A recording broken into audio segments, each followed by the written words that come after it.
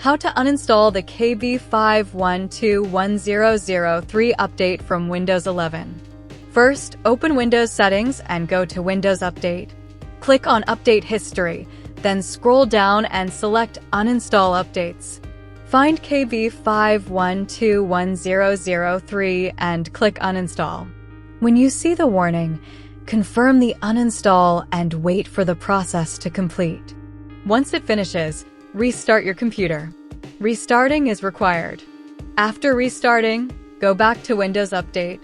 If Get the latest updates as soon as they are available is enabled, you can turn it off. You can also pause updates for 1 or 2 weeks to prevent the update from installing again. When you are ready for future updates, simply click Resume Updates. That's it. Thanks for watching, and don't forget to like and subscribe.